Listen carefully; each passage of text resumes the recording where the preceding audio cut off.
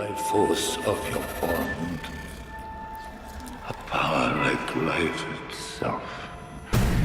Unseen for generations. A dyad in the force.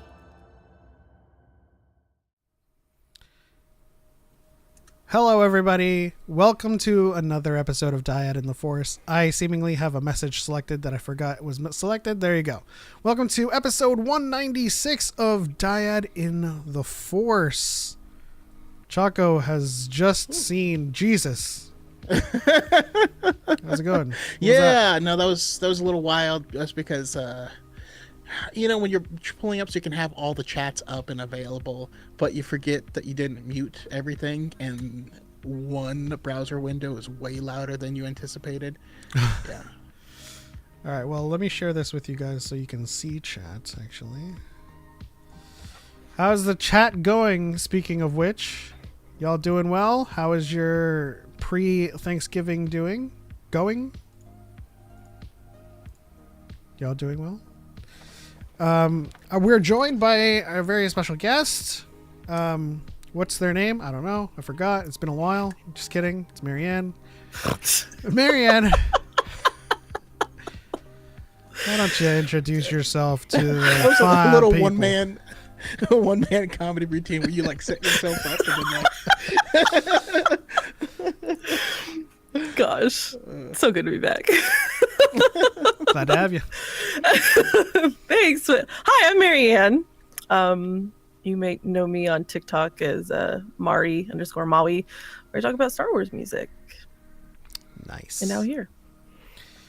Yeah, so this episode is the music of John Williams. We're going to be talking about, in particular, the documentary, which I did watch. Yay! Good. I'm glad.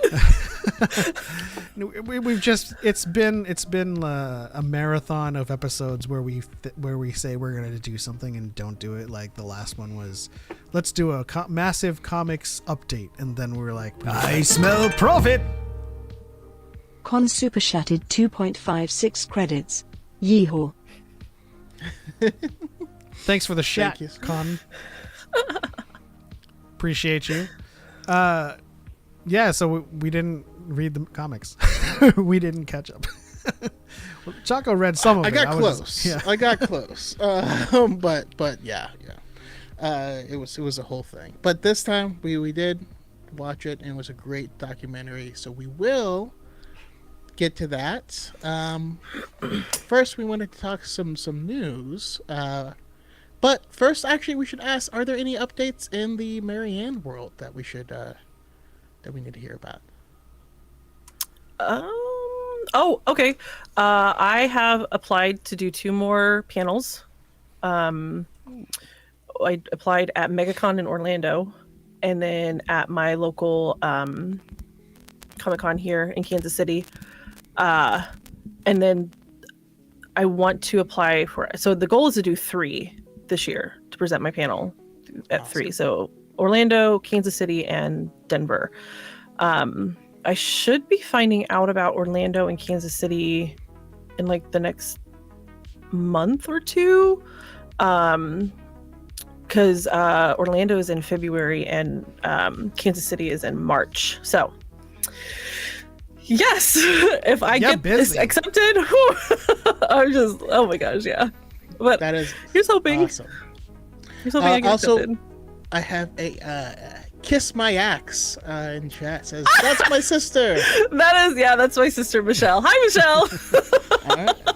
Oh, okay. Is it, So they're really your sister. Yeah, they really are. Michelle's, and it's Michelle's kids that gave you your username?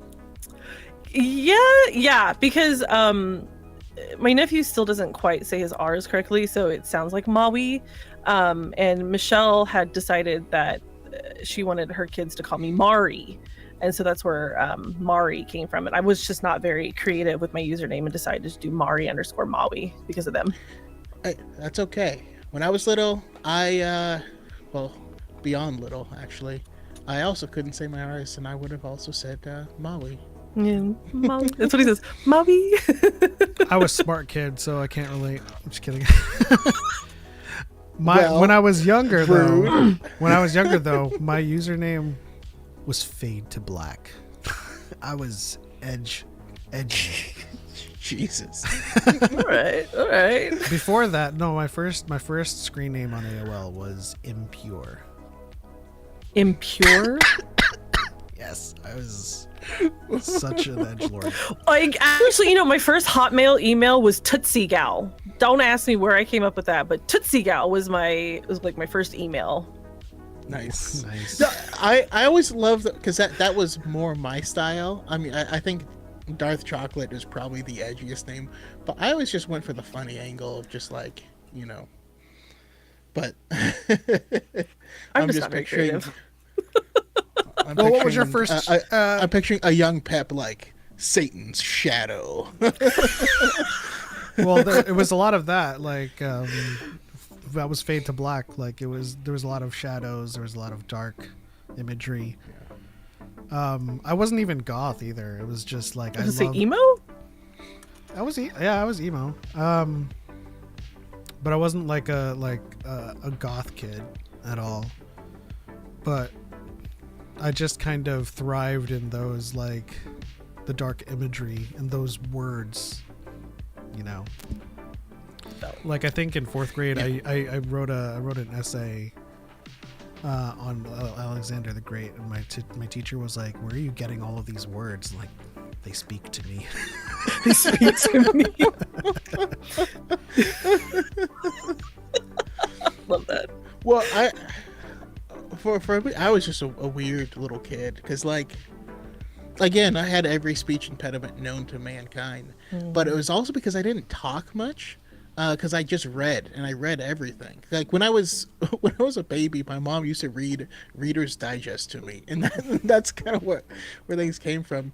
So I'd have this vocabulary, but I also couldn't really speak, and I stuttered, couldn't say SHs, All this knowledge in here. L's, and all this stuff. And so your boy had speech therapy for some years. That's what my sister's claims- studying, actually. Okay, hey, people who do that work infinitely have my respect because it does do make a big difference. I still don't properly use my air, which is why I'm soft-spoken. I'll figure it out sometime. Question for the chat: what were your guys' first screen names? If you're that old to have that stuff, and if you're young, What was your first kind of like gamer handle? I suppose. Phineas McCormick says, I still need to watch the documentary. I don't think anyone will ever match John in terms of consistent genius level quality music. Mm-hmm. That's very true. I mean, he's the boss. I can tell you my little brother's first handle, and it was Puppy Consumer. Like, Puppy consumer. Yeah. is he just like a general capitalist consumer that is just a puppy dog, or does he actually consume puppies? He's eating the dogs. They're He's eating eating the the dogs. Kiss My Axe was Trollus37. T-Rollus is what we said. T-Rollus. T-Rollus. T-Rollus. No idea. I can't explain it. VGC's was Bright Night. 190.89. Bright Night. Base model says Spartan 420. Huge Halo nerd, and I partook. Okay. You can say you got high. I mean, we're in that it's okay stage of time in history. My best friend was Dark Day. Oh, so you were Bright Night and he was Dark Day. I mean, I probably would have been friends with Dark Day back in the day. I like that. I like that. Akula was Beat Breaks Off You. Dang. I like it. Just walking down the street, somebody tries to square up and he's like, nah man, I'm gonna beat your brakes off of you. and then they scamper off. Phineas McCormick says Snarf rules. Snarf. I miss Snarf. Snarf was like, every show back then had that character that was like Snarf. It was like Waspinator. Like they all had that one character you wanted to punt. Yeah. Connor was unknown and barely going.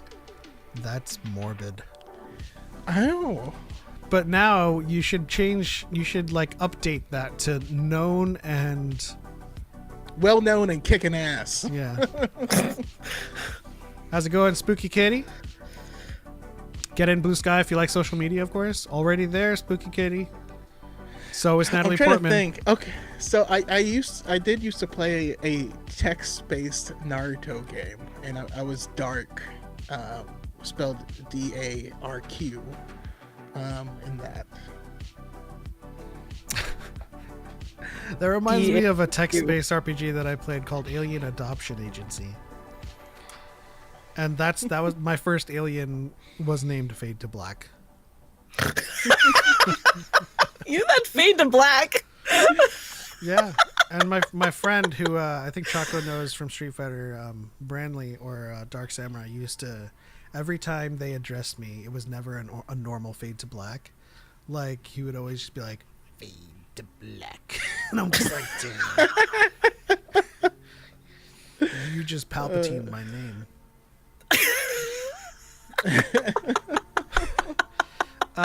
He changed it to Candy Crush Addict 74.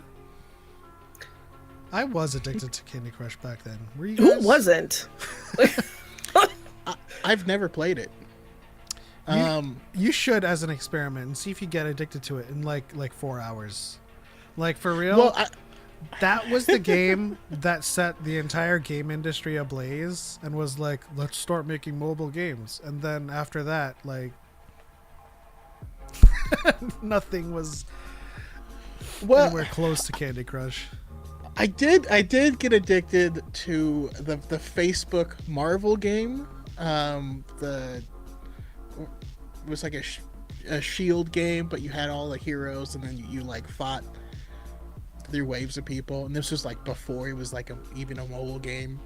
It was a whole thing. It took over my life for a hot minute. Did you guys play a lot of Newgrounds? Flash games? VGC, you played it? Thank you. They were making me feel like I was weird. Nah, you don't need our help for that. I was like, I just sat here. Newgrounds played a lot of games on Newgrounds. Yeah. Enough to where we got in trouble. So when I was in 8th grade, I want to say, was it 8th grade? Yeah. I did a web design class, and like where we were just designing our websites in Notepad, and a few of us we just Yeah, man. we You just gotta figured do it out Wicket really soon. HTML, Wicket center, Wicket title. Yeah. No, I mean Dreamweaver was like just came out. Dreamweaver. So yeah, you made it in Notepad. But what we would do is I also gave myself a seizure in that class. That was kind of cool. But what we would do is we would hide a text link on our own Marianne's sites. face. Sorry, Marianne's And face those is a would, perpetual concern for us. We would hide text links in it so that we could access Newgrounds because we weren't allowed to, and so we would do that. It was Wow. Yeah, I no, played a it lot was- of Alien Hominid, a lot of the top down Initial D. Marianne's face is game. just perpetually concerned for us. As well it should be. Yes, it should be. Yeah, that was the time during like school where we first got our like computer labs, and Whoa. and like all of the websites were, or not all of the websites, all of we were restricted from installing games, right? So that's when Newgrounds kind of took off. It's like we could just go to this website and play all the games here, you know. That's interesting. And then they blocked the Farmville. site, but you were able to get around it. Basically, we all knew about computers and they didn't, and they were teaching us, and so we just it was a great class. Good time.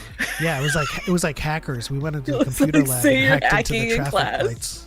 lights. That's one of my favorite scenes from Hackers, when he goes into the computer lab and logs in and schedules a sprinkler test. It's like, that stuff would not be on your public intranet. Yeah, that's. Then we learned about proxy servers. Heck yeah, that's why all of our links had proxify.com in the beginning. How's it going, Malik? Connor changed it after that to splat a lot on you. All right, well, now I have a concerned face. First, I read that. Oh, I first read that in a Martin Lawrence voice. I'm like, split out, but then it kept going. At first, I read it as Splatoon. Like,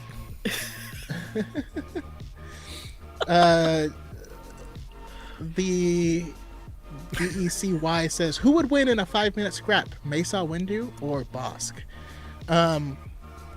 oh, specifically I Mesa love- Windu? Jeez. I love Josh, but Bosk is a big dinosaur man. He's like the Trandoshan. lizard, but with guns. and scary claws. Yeah, in a jumpsuit that he stole from Doctor Who. This is a cool thought experiment, though. Who do you guys think you could personally Salacious B. Crumb. take? No hesitation.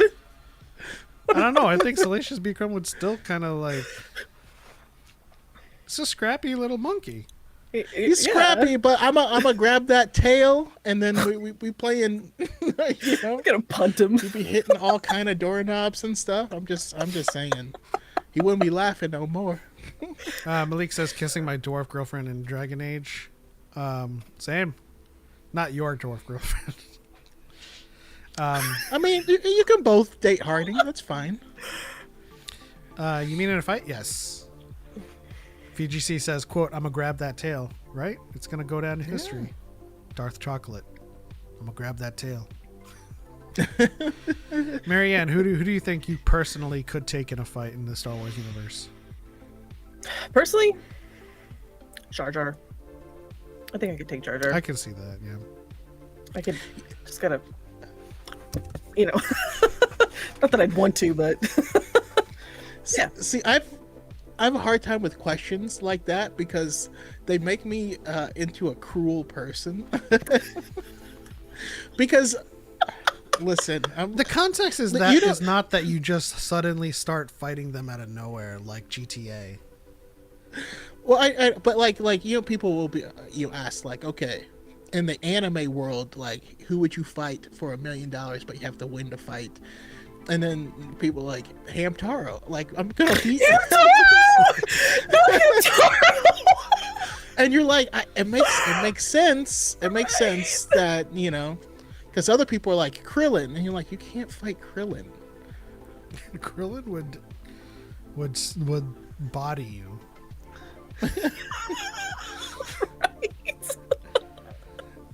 I don't understand. I don't understand how some people think Krillin is weak. Like relative to the two Saiyans on his squad, yes, but Krillin is, for all intents and purposes, the peak of human condition. But that's why it makes me feel cruel, because I'm like, listen, if I'm in an anime and I have to fight someone for $1 million, they're gonna make me beat up like a child. You know what I mean? Like, Or a tiny animal. Although the official answer is Shao Tucker. I don't think anyone would have a problem with me ending that whole man's ending his thing. But anime, when you watch anime, if you think you're tough, just know that there's like a 12-year-old boy who weighs like 100 pounds who is planetary. That's just always how it happens. Just stop watching shonen. That's fair. There's a there's an anime character. Their name is Kamigawa. They can just imagine things. So if you put Kamigawa versus Superman, they could just imagine Superman being weak. And Superman is weak. Yeah. So, okay. Have you read that manga? No. The VGC, like you say, stop watching shonen, but that's what makes me feel bad, because like, my first thought was like, like Momo from Apothecary Diaries, and I'm like, but I love her. Can't do that. Could beat BB9E. Could. I think Mesa Windu plus J. Kevin Parker beat BB9E. Listen. Just don't fight her in chess. Hell no. I ain't stupid. I've seen BB9E's spin attack, and I'm sorry, Mesa Windu and J. Kevin Parker are getting kneecapped. He releases cables and then spins around and just starts like tearing people's legs up. Like it's. I couldn't defeat a droid. I don't think I could take a droid on in a fight. They got too many stuff going on. Because I'm mostly picturing in They have hand-to-hand tools. combat, and I'm like, how do you fight a droid? Am I gonna punch it? Shove it. Throw water at it, hoping that it short circuits. This would work in real life. Pour oil down I and light could it on trip fire. C-3PO. I could trip C-3PO. He ain't getting up. Protocol That's droids, true. okay, fine. I could take on a protocol droid, but Yeah. an astromech? No. Not an No, astromech. no. You punch an astromech and you just broke your arm. Like. Just saying. You could knock out a No mouse legs. droid. That's true. That is true. You just kick a mouse droid. Kick him. Do you think you three plus Mesa Windu plus... Oh, that's the one you were... Gotcha. Yeah, that's what I wrote. I assume I'd have a lightsaber. With a lightsaber, What kind? It opens up more options, but I'd also be terrified of a lightsaber. Yeah, true. Like, no matter how much training I have in FMA, I don't I want that still kind of hit, power in my I still hit hands myself either. with the sticks. Yeah, exactly. Like It's like, but at that point, I train. Yeah, okay, fair enough. I ain't you. So, the thing is, you're not like immune to hitting yourself. you're not. I know immune, some people, but I mean, his flow is definitely above my own. So, like, I would hit myself a lot sooner than he'd hit himself. True, but they'd still hit themselves. I know a lot of like kendo and kenjutsu practitioners that still kind of accidentally hit themselves, but it's not lethal because it's just a stick. But like, you put a lightsaber blade on the top of that, then the lethality increases exponentially. So you just have me thinking of the the video, the one black guy with the nunchucks who does a backflip first, but like falls on his head and then just kind of swings wildly until he falls down. Oh, ow! Sorry, that's Or terrible. the fight from Rashomon. From one of the guys' points of views, the husband and I forget his name. The husband and the bandit, they were just like swinging wildly and not at each other. That would be me. Just swinging wildly. Hope it lands. But that's why I would use like a vibro sword at that point. We actually did have some news for Star Wars here. So we found out that we are indeed getting season 3 of Visions. And they're going back to the anime roots on it. And what do you guys think? You excited? Always. I haven't even seen season 2 yet. I don't even think I finished season 1. Oh. Some of the best stories. So is in lessons season 2. excited. I'll work on it. I'll work on it. So not a fan of animation and animated stuff in general, or any particular reason? I don't know, because like when I sat down with season 1. Shut up, Michelle. That's embarrassing. Getting roasted by your family. God. That's how you know you made it. Yeah, exactly.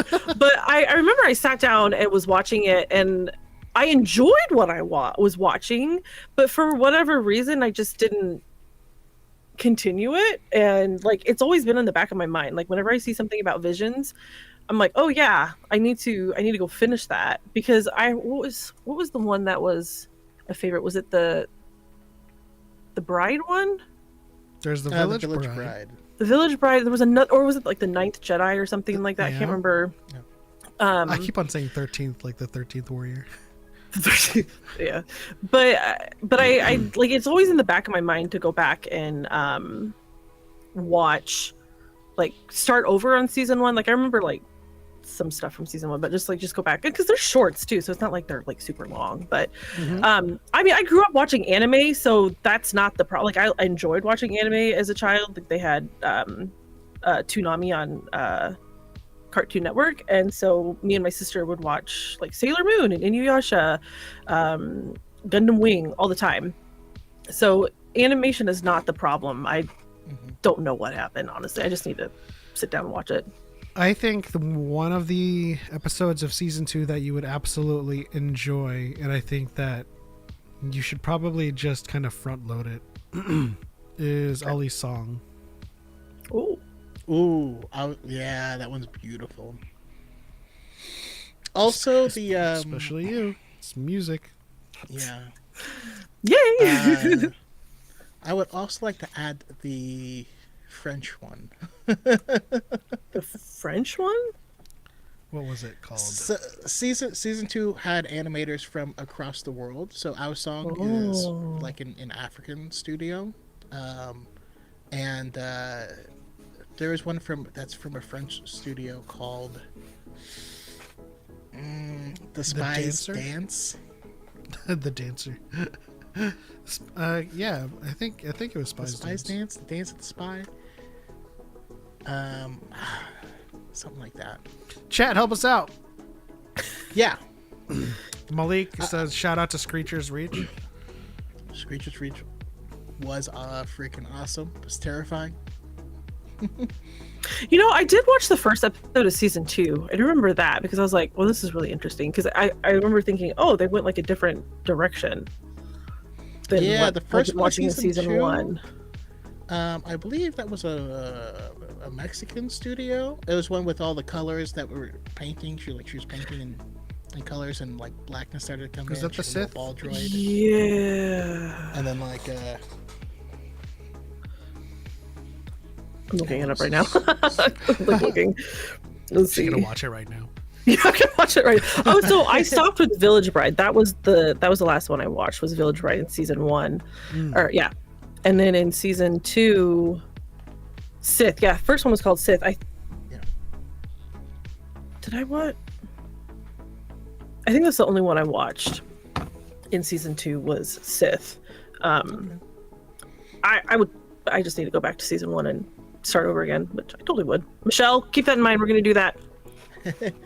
One of the ones that has me excited is, I see Wit Studio here, and of course they did early seasons of Attack on Titan. They did Seraph of the End. They did season 1 of Vinland Saga.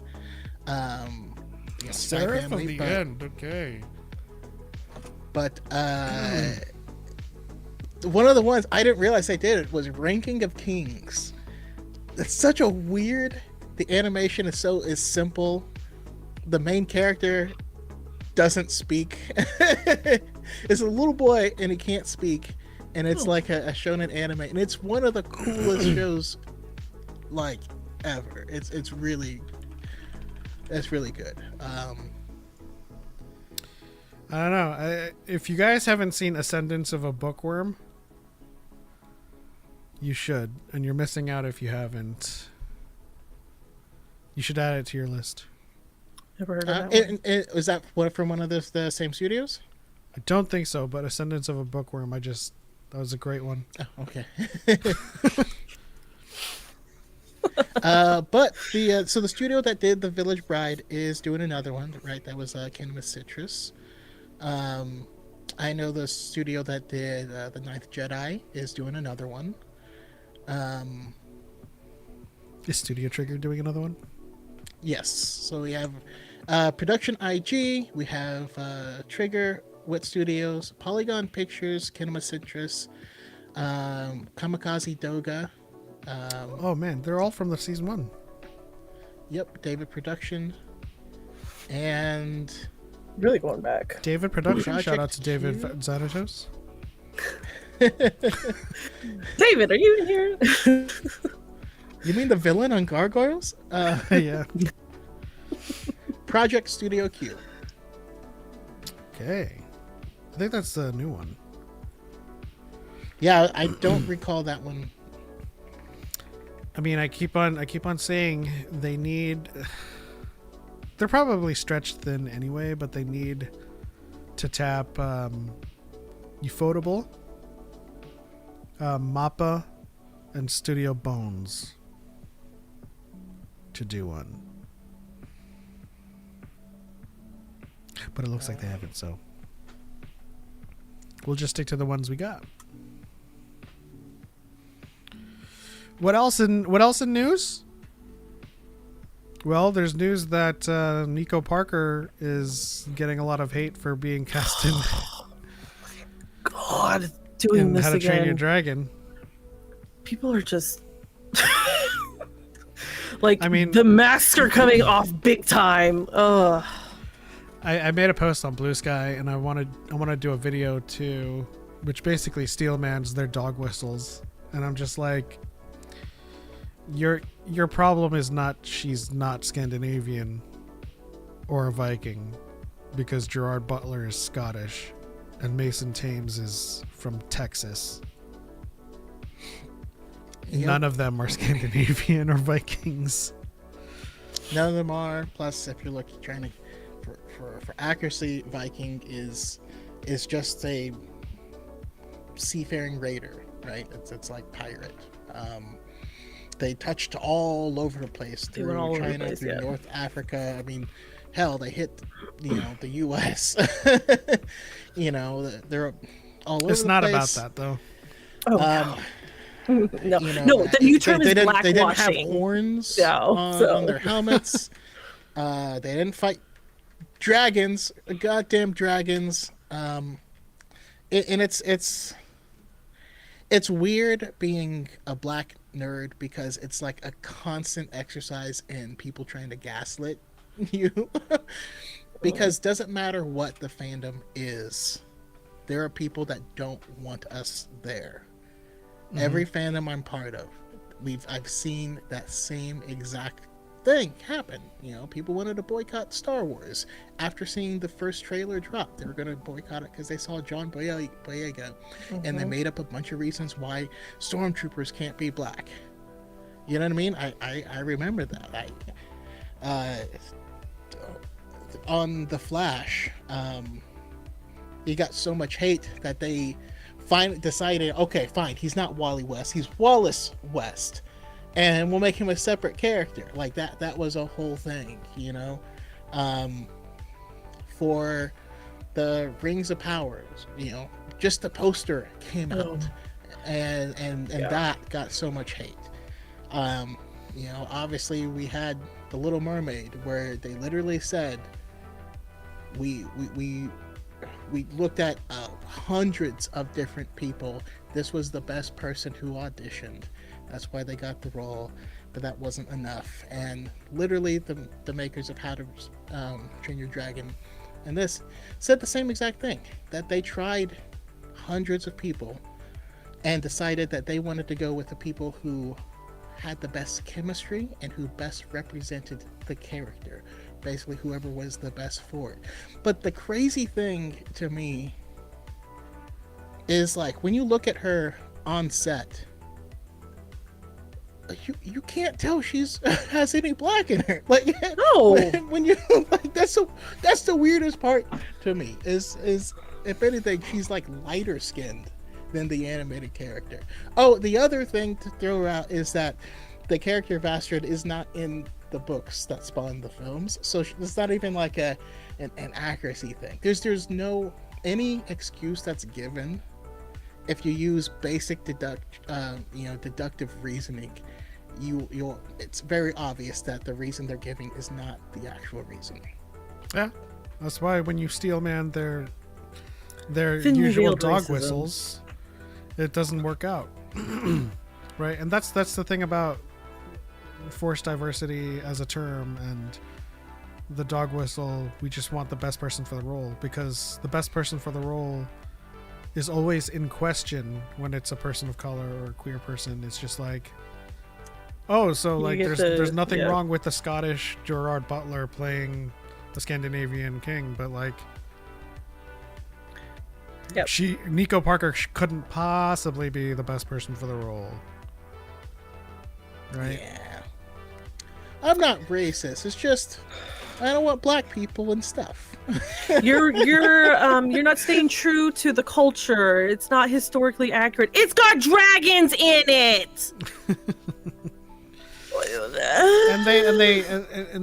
and the recent kind of whataboutism that they're doing now is like, can you make Black Panther white? It's like these stupid ass like equivocations. It's like Astrid does not represent the Viking culture as a whole, and like is not representative of that identity.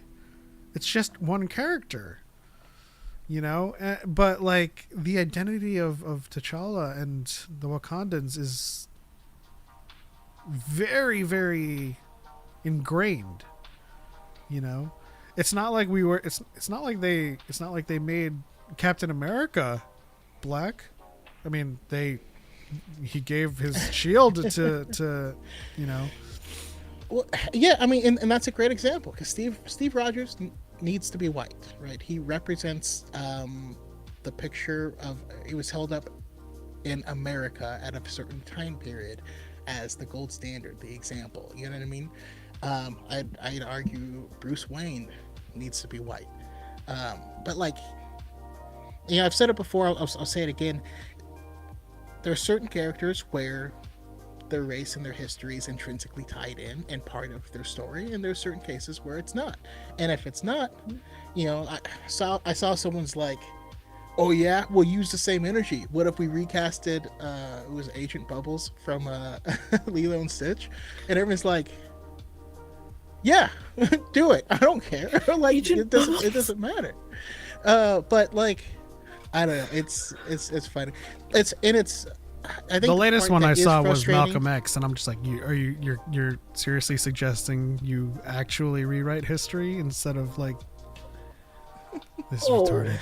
Wow. No, but here's the thing that a lot of people are missing is it's not an argument you can turn around and reverse. And the reason for that is because most of the characters who are black in media, you had to fight to have black characters in your media. That's a thing that is historical.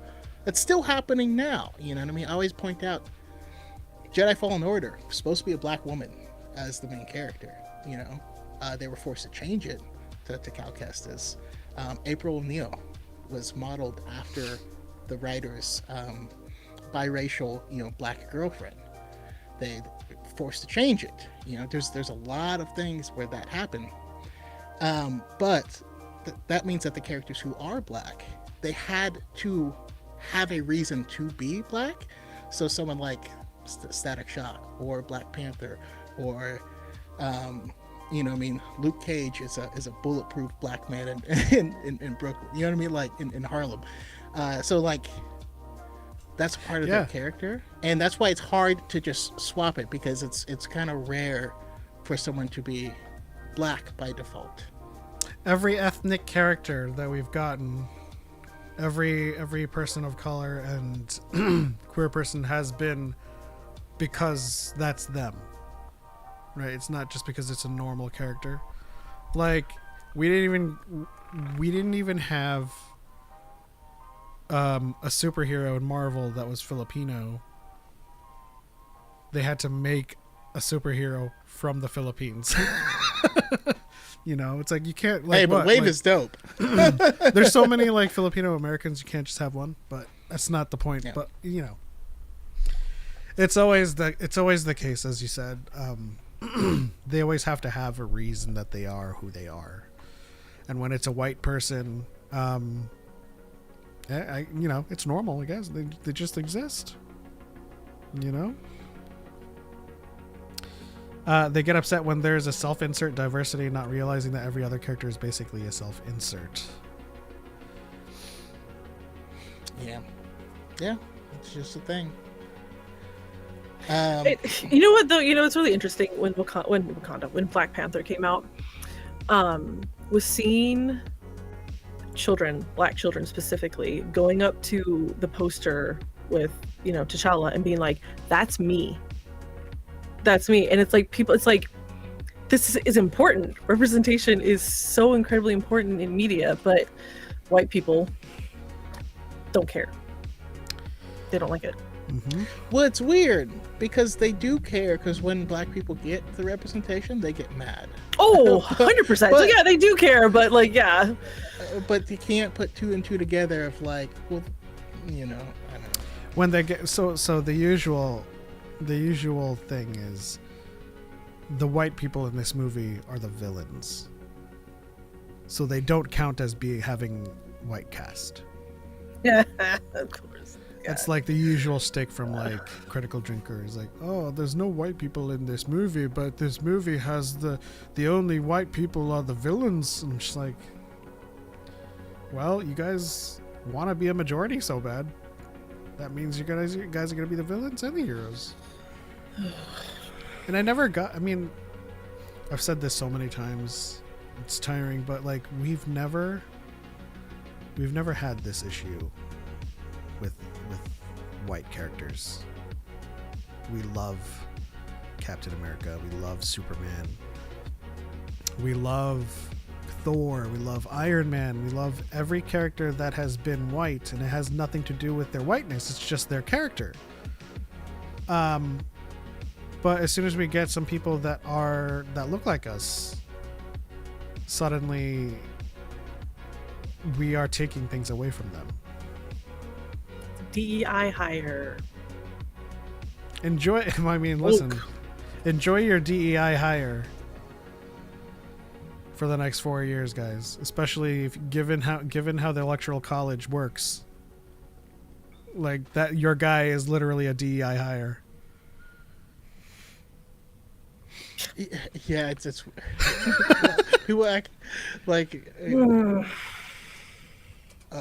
be black or female or queer or anything makes your odds better for success. You're like, how did you come to that conclusion? I don't know, it's weird, but it's a basic misunderstanding of what DEI is, right? Because like so many people don't realize that DEI includes white people. Like it's literally inclusion, right? And so the way that the electoral college works is that you get a certain number of representative electoral votes, and these battleground states have a great sway because they don't have a lot of people, they don't have a lot of population, right? And so they have to offset that so that they are included in the general election.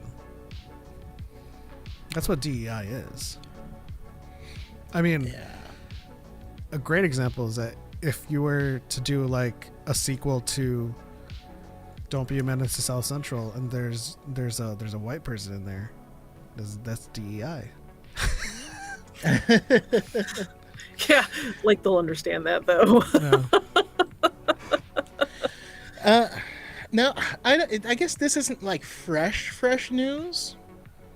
But you know they did announce that it was Giacchino who's doing the music for Skeleton Crew. Yes, Mick Nice. Giacchino, Michael Giacchino's son. Yes. Yeah.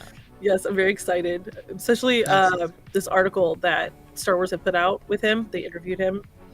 And I made a TikTok about this explaining what he meant. I did a little music theory about what he meant by writing the theme in Lydian mode, which is it's basically a scale, just a different type of scale. But I'm very excited to see what he does. I'm really excited about the soundtrack.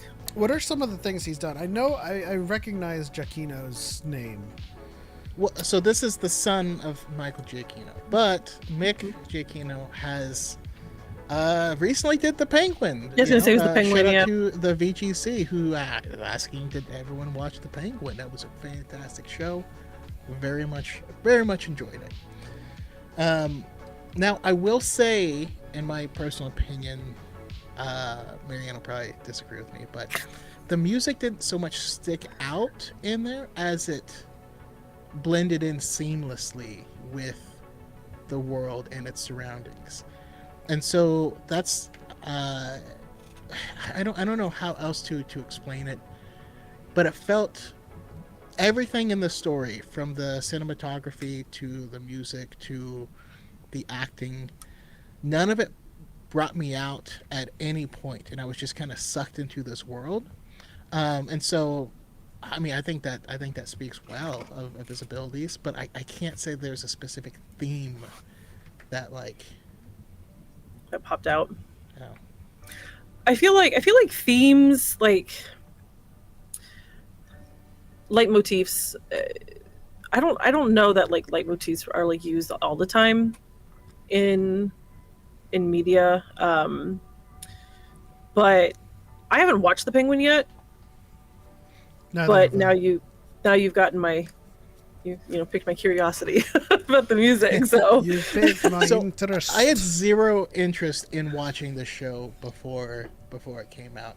What I will say, having seen it with no spoilers, is this show is a masterclass on how to write a villain story. that's what I've heard. They do an amazing job creating this villain, creating this world, the city. When you watch the Batman and there's the explosions and the floods, like you see it but you don't feel it. This shows you the devastation that happened, and it was crazy. But when you get to the end of it, like Breaking Bad is one of the greatest shows of all time. But at the end of it, you like Walter so much that it detracts from the message of like this is bad. You know what I mean? Like, or there's a lot of Anakin stans who like, yeah, he kind of becomes a Nazi, but he's hot or whatever. You know what I mean? This show Cancels it doesn't out. do that. This show gives you all of it, explains his backstory, makes you fully understand who this is as a person. And then at the end, you're like, I can't wait to see Batman punch you in the face. I like that. Okay, I'm sold. I'm sold. Spooky Kid says Star Wars theories on Blue Sky, and one of his first posts was implying that it's a conspiracy that he can't get followers. That's something Theory would do. So I don't know if it's him or someone making fun of him. I don't care if he can't get any followers. I mean, it'd be hilarious. I mean, but I know for a not fact going to be a that platform for culture war content creators. That's what he is now. He's not a Star Wars content creator anymore. yeah. I'm pretty sure if he ran amok, this platform wouldn't be scared to deactivate his account. We violated my First Amendment right. Okay, yeah, shut up. Let's see here. Blue Sky is so wholesome so far. That's what I've been seeing. Batman needs to do a 50 times combo and advanced takedown on Penguin. Oh yeah, when you're just like, and you feel like it's Dragon Ball Z.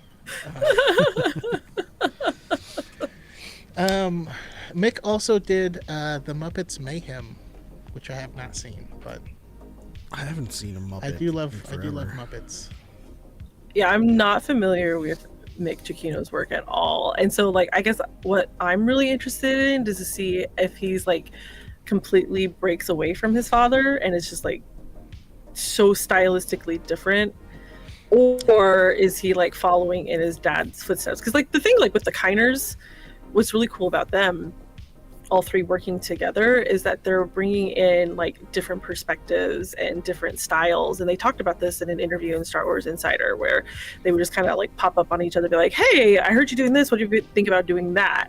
And so but yeah, I'm really interested to see stylistically if he's similar to his father or if he like completely breaks away to make his own thing, which I can kind of see breaking away, make your own name.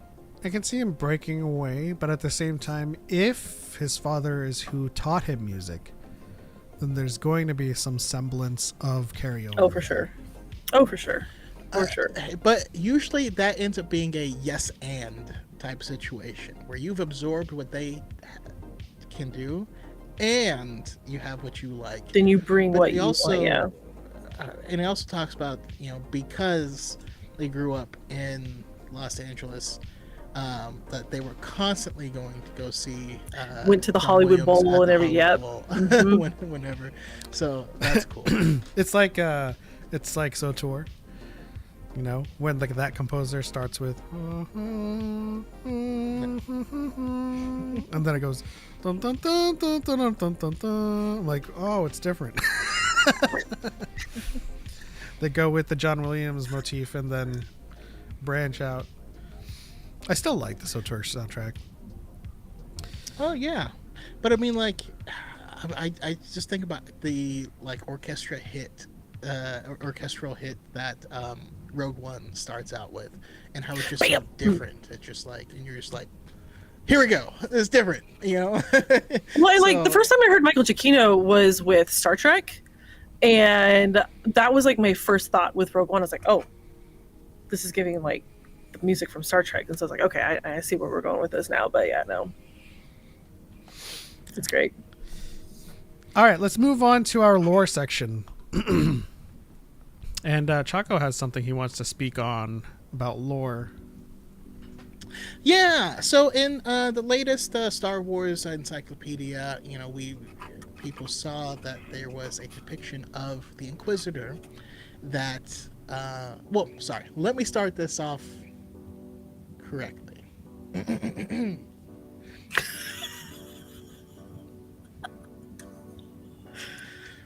Everything you know about Star Wars is wrong. Today, we are talking about the Inquisitor that we saw Ahsoka fight in Tales of the Jedi. You know, we now have seen the artwork, we've seen it depicted in the latest Star Wars Encyclopedia.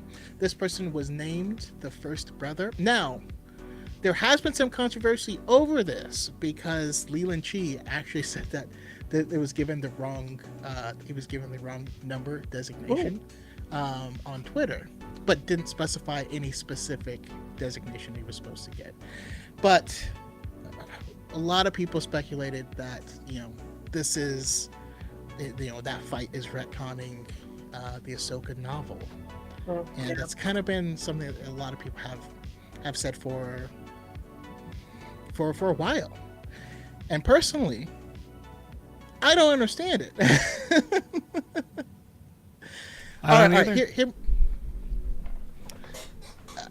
I feel like I feel like this is what happens when you don't read the Ahsoka novel, but you instead look it up on Wikipedia, because like it can sound similar if you don't read the book, you know, but essentially in the book, in the novel Ahsoka, she is pretending to be a mechanic on this planet, and then the Empire comes to that planet, so she ends up fleeing. In the meantime, while she's gone, one of the people that took care of her, that she really connected with, was kidnapped, and she was taken to the Imperial garrison that was set up nearby. And so, you know, when Ahsoka comes back, finds out all this stuff, she's going to go free her friend. And when she gets, you know, into the small town, the sixth brother shows up, and she fights the sixth brother, and basically she overloads the kyber crystals in his lightsaber, causing it to explode, and that explosion kills the sixth brother. That's not what happened in Tales from the Jedi. In Tales of the Jedi. No, she doesn't even get. So one of the key takeaways from her fight with Sixth Brother is that that's how she gets her new crystals. And in Tales of the Jedi, that doesn't happen. None of that happened. Oh, so there is someone being held hostage directly by this first brother. It's a different Inquisitor. On this planet, she's pretending to be a farmer. So, and I think that's what confuses people, is like on one she was pretending to be a farmer, and on the other she was a mechanic who was fixing things for farmers. Maybe, but like it's still not the same. It didn't happen in the city. There was no Imperials there. The kidnapped person wasn't there. It was a different person. So like, I don't see how her defeating a different Inquisitor in a different location in a different way to save a different person retcons that. It's also very plausible with all of the Inquisitors and Jedi Hunters out there at this time that she's fought several of them. In pursuit of finding peace and in pursuit of, you know, getting away from the Empire. One of the other things that people say is that it retcons her first meeting with Bail. But again, there's no timeline in this regard. You know, she goes to Padme's funeral secretly, and then meets Bail. Then she could have fought this Inquisitor on that planet and then fled to Raeda and started those chain of events and fought the sixth brother, and during that time meets Bail again, and the timing between the two meetings could have been very, very long, you know. Yeah, I mean, I just there's no overlap, so I don't see any reason to assume that one retcons the other. The VGC says, was this closer to the original notes Dave had compared to what was changed in the novel? So basically, Dave wrote a basic, wrote notes, and that's what was given to the author for Ahsoka. And then he also wrote later wrote this story, and so I mean the notes are just like a basic framework. I know exactly what the notes were, but it, for instance, would be similar to how Star Wars has done Seven Samurai several times, throughout the Clone Wars and throughout all of its other projects. So you can work off of the same source or same notes, and it's still a different story. Yeah. There's a bunch of Inquisitors hunting Jedi, so Ahsoka would fight a bunch of Inquisitors.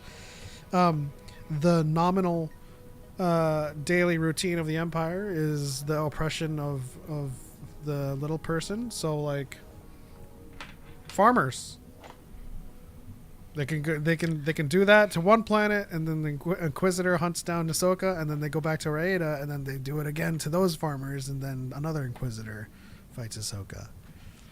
Yeah, I mean, very specifically, that was like the Empire went to this foreign planet, seeded in its own crop that so that it can make its own nutrient bars for their stormtroopers, because they had a lot of stormtroopers, but in a way where it leaches all the value out of the ground and they can't grow anything anymore, and so they were just going to basically destroy this moon and then move on to the next place. There's a lot in that Ahsoka story that's beyond just that fight, but there's so much that happens in there that's just not even close to what happens in that Tales of the Jedi fight, and so I don't see how you would think that they cancel each other out. Yeah, there's no contradictions there. Yeah, that's it. I think we need to slow down and take a step back when it comes to being reactionary to this stuff. Even with Anakin meeting Ahsoka in the Ahsoka show, has the potential to change a lot of things further in the future, but we just need to have patience and wait for the whole story to be told, right? Because Dave Filoni is in charge of the cinematic narrative of the New Republic now, right? And it's going to start with Mandalorian and Grogu, and then it's going to go into Heir to the Empire. So we're going to get all of this connective tissue leading into the time of Bloodline and the time of Journey to the Force Awakens. So, yeah. Ask Mari her reaction to that meetup. Stop, Michelle. What? Exposed. No, okay, so my room's in the basement. Okay, so I live with my sister. My room's in the basement. I had the door closed, and when Anakin popped up in the Ahsoka series, I screamed, literally. And she came running to the door, yelling, "Are you okay?" And she's like, "No, but in a good way. I'm in a glass case of emotion." Yes, exactly. Oh, it was wild. Do you guys know the What No Way guy on TikTok? The what? No way. Yeah, that's something that I've been obsessed with recently with Cal and Steph and that crew. Basically, he's a guy on TikTok who's now on YouTube that every time someone comes up with a life hack, it's like you could actually use a dry erase marker to erase permanent marker because it has oils in it. And he stitches these life hacks and then he goes, "What? No way!" And then he tests the life hack and it's like, "Wow." I think I know what you're talking about. Yeah. Yeah, no, I think I know what you're talking about. I haven't seen it before, but I know the speed. Basically, the difference is the presence of alcohol in the marker, so you can actually just use alcohol and wipe off permanent marker. It's very easy. I didn't know that. No. But in the case that you don't have alcohol, the dry erase has and write it on top of the directly on top of the. Oh yeah. And then you use yes. Okay. Yeah, it does the same thing. I've seen that. Ahsoka is on my Audible list of many that I need to get through, but I've gone back to What while waiting for Tempest Breaker. Why am I blanking on that acronym? What? Wings of Tomorrow. Wheels of Time. Wheels of Time. Wheel of Time. Wheel of Time. Okay. Gotcha. Yeah. No, we got it before you revealed it, Master James Kenobi. Although, get Unsold. Man, I'm hype on that book. On that book series. Dang. You know, I'm on book. Well, I'm waiting for. I'm on book 3 of this series. the biggest lazy that I've committed thus far in these last 2 years is watching Mandela Stenberg's Darkest Minds. Getting the box set and not reading any of these books. You could still see the wrapper on it too. It's like for real. I loved that movie and she was awesome in it. And the way it ended made me feel like the way I felt with I Am Number 4. Like, why didn't they continue that? I felt Do you remember similar that movie, because Mary? I got my Brandon Sanderson books, and then I also went and got it on Audible. So I haven't read a single word off of the book itself, but like buying the books, I bought them like last Black Friday, maybe the one before there. It was like $5 for all three for 3 books of the Stormlight Archive series. But yeah, good stuff. Mary, Anyways, are you familiar with I Am Unsold Number 4? by Will White. Master James Kenobi. Give it a shot. That's the alien, or like the that was that. It was a movie, right? Yeah, with Teresa And he Palmer. was like in hiding or something like that, and And he was the 4th of the yeah, he was the Guardians. 4th one. Yes, I have seen that movie. Yes, I think I've seen it a couple of times. And it was Wait, it's a book in series. I Am Number 4, he was the 4th? No, no. But it was a book series by Pittacus Lore, and I read 3 of the books, and I was disappointed that they weren't going to continue that series because I love Teresa Palmer. But this is another one, the Darkest Minds. Like, Amanda Stenberg was great in it, and the way it ended, I wanted more. But then, like, I read somewhere that they weren't going forward with a sequel, so I bought the box set, and I've never read it. That's as far as you got. Yep. I got the box set, and then I was like, "This is awesome." And then I put it. And then you put it away and didn't think about it after that. I Hey, gotcha. but you know, it's appreciating because it's unopened. It'll sell for really good if you wanted to sell it. I don't think I will, but we'll see. Bum bum bum bum bum bum. Time to move on to, well, it says comics. But we're not talking comics. John Williams documentary called Fast Times with Johnny. There you go. Funny. It says music. Finally. Yeah, music by John Williams, and I have to. This just felt like a special documentary. Like, and I love that they. This being like, you know, kind of Lucasfilm in the mix. I kind of thought it would focus more on his involvement with Star Wars and stuff, but it was like truly just John Williams, like, Yeah. the man. Mm-hmm. It also made me realize how much George Lucas does not stand on sentimentality. Oh, Like yeah. talking to Steven Spielberg, talking to all of these composers and musicians, talking about John Williams. They're like, there was something about him, like this aura, this key to music that he specifically had. And George is like, yeah, I always thought he was great at music, so I had to have him on Star Wars. I'm just like, George. He's like, the jazz pianist? Yeah. Isn't he a jazz pianist? I was like, okay, all right, that's great. You got lucky, It's like, buddy. no, that's Johnny Williams. This is John John Williams. Williams, yes. Yeah.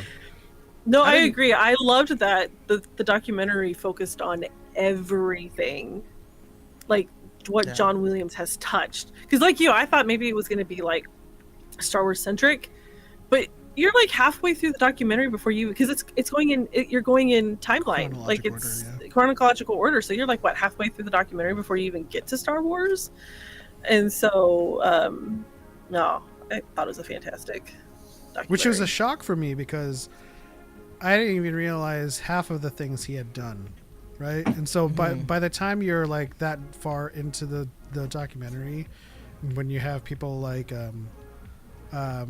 Coldplay's Chris Martin saying it's like he's part of everyone's DNA. He's like, it's true because I know all of these songs, but I didn't know it was John Williams. Yeah. I knew Jaws. We all know Star Wars, and I knew Harry Potter. But like, Catch Me If You Can. Yeah. No, I didn't know that one either. I was I didn't surprised. know. Such a good movie, by the way. Yeah, Yeah. no, that's a good one. He's done a lot of like really, really esoteric movies as well that I just haven't seen. But his sound is so prevalent and it's so recognizable, even if those different movie scores are different from each other. Like I can hear the DNA in John Williams from Star Wars to Harry Potter, but they're totally different themes and evoke totally different emotions. But also the John Williamsness of it doesn't get in the way No, of what it is at the same time. You know what I mean? And I guess I can only explain this in terms of, I guess, directors, you know, where like if Zack Snyder directs something, you know Zack Snyder directed it, and Zack Snyder's direction gets in the way of the storytelling. You know what I mean? Like it's to the detriment of the film at times when you're like, okay, yeah, to we've been maintain watching artistic slow motion vision. for like, you know, so he has his flavor, you know, he puts his stank on it, but he does it without, he seamlessly integrates into what it needs to be. Oh yeah. There was in when they got to the Star Wars part, which this was something that I did not know they did, and that was really cool, was the cue music. That they had the different cues, and then so that, you know, this is kind of what George wanted with the different scenes and whatnot. And he talked about how John Williams would come in, he'd listen to the cue, and he'd be like, okay, we can either, you know, or how about we try something different, or I can build off of that, or, you know, add more to it or whatnot, which a lot of the cue music that George Lucas used, like in A New Hope, was classical music, which is why we have a lot of those you hear familiar classical music in A New Hope. But yeah, no, he built off a lot of classical music, and I thought that was, especially with the cue music. One of my favorite examples was they showed the unused cue music for the binary sunset, and you're like, what is this? This is bad. and George is like, and you know, I said I didn't like this, you know, and talks about how some artists will say, well, that's what it is, or I don't see your vision. But he said John Williams is like, you know, okay, I'll come back with Let me something try back else. something. Yeah, exactly. And we got Binary Sunset, but like the unused cue music was wrong. It was Kind of sinister. Yeah. yeah. Yeah. I like sitting there, I was like, oh, I am so glad George Lucas said no. Thank goodness for that. Oh my gosh. Because yeah, we would never gotten invited. Well, we may have maybe at one point, but yeah, no. That's one of the things about historical like motifs that have kind of been ingrained in us. over time is thinking about what it would be like if that theme had been something else. It's like you can't think of it. You really can't. It's like if they ever gave us like all of his other drafts for like the first takes on scoring these films, you would almost always be like, wow, like it just doesn't match what you came up with. Right. It's like, how did you come up with this in the first place? Yeah. Exactly. I mean, one of the coolest ones was early on in the documentary. It shows Jaws, and it shows what they were going to put in for Jaws. That's something I didn't know that they did. That they put in temps. Yeah, was and it was like interesting. this kind of bombastic, like, I mean, like John says in there, it's like, this is all wrong. This is a pirate movie theme, you know, where like the thing that was playing felt epic. It felt swashbuckly, and it just, you know, and the stones on the stones on John to be like, this is all wrong. Come by later and I'll make something new. And he comes by and he's like, dun dun. It's like, and Steven Spielberg's like, what is this? what? Like, I don't get it. You told me no on that, and then you bring This this. is what you give me, yeah.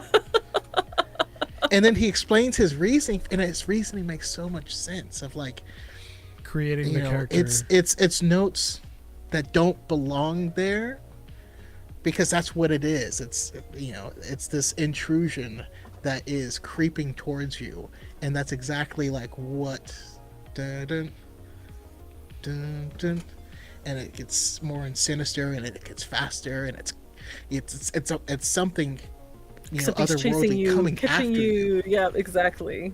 But it was also the infusion of the character of the shark.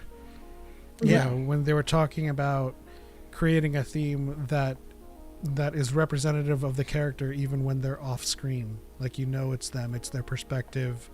Like the shot from underneath someone's leg swimming in the ocean is the theme of Jaws.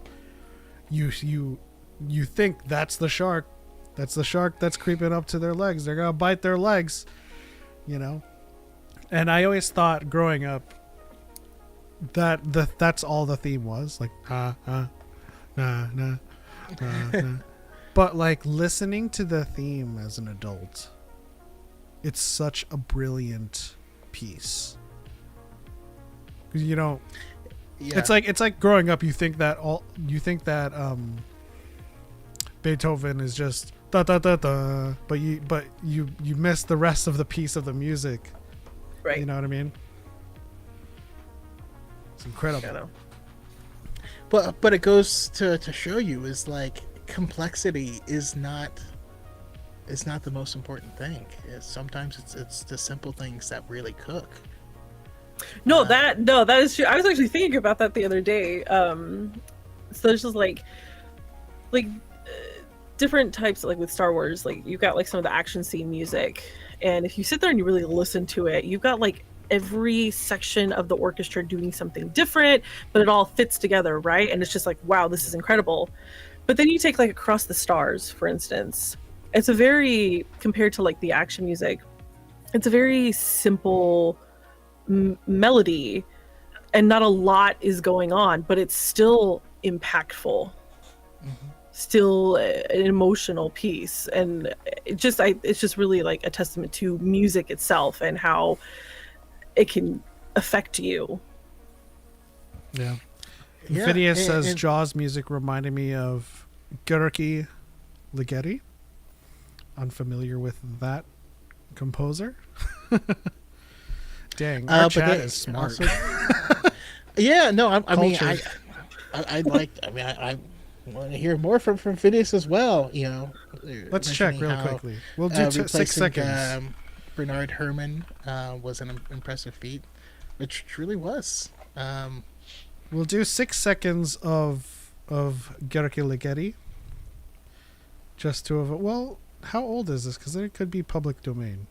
But I'll only play 6 seconds of it.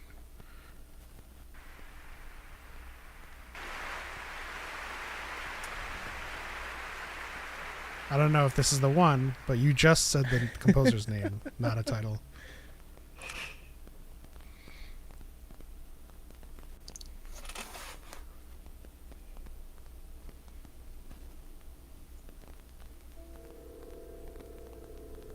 Let's scan.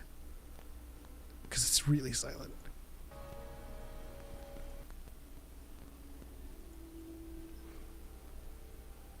This might not be the one. Let's I mean, I don't hear anything yet, so let's try this. that's how Silent Hill is. You're in hell listening to chill lo-fi beats. That sounds good. Do you hear that? Mhm.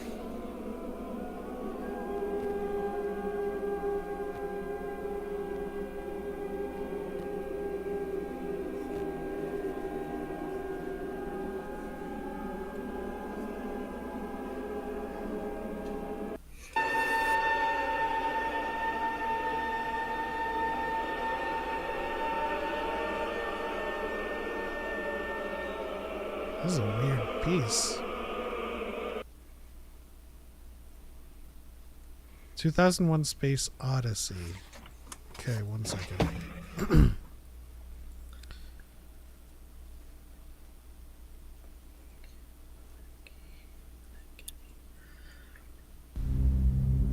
Oh, yeah. He's okay.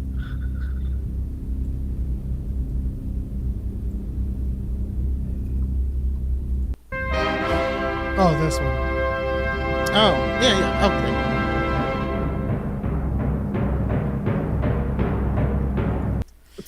Also Sprach Zarathustra by Wagner. I'm sorry? Were you speaking French? Close. The opening for 2001: Space Odyssey was Also Sprach Zarathustra by Wagner. I'm not. Oh. I was looking up the composer. I was looking. The sound design of like, particularly music of 2001: Space Odyssey drew from Ligeti's work. Although he did not directly compose any film scores, excerpts of pieces composed by him were taken and adapted for film use. Okay, this one is Lex Eterna from Space Odyssey. With the flex.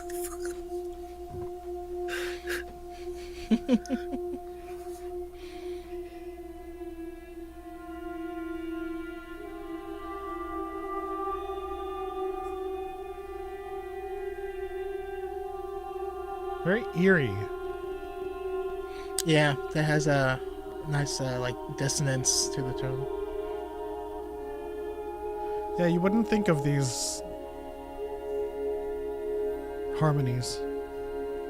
Or rather, not harmony. It's very Dissonance. You get some dissonance going on. Yeah. Well, I mean, that was also something interesting that they did in the film as well. Is he had people do dissonant harmonies and had them like every piece is expertly crafted. very nice. Very nice. We're back to our modern music. I was like, what is that? So is that the same? Is that the same? No, no. That's Georgi Ochocinco. One of the funniest parts, though, was when you're talking about working on Schindler's List. So in the documentary,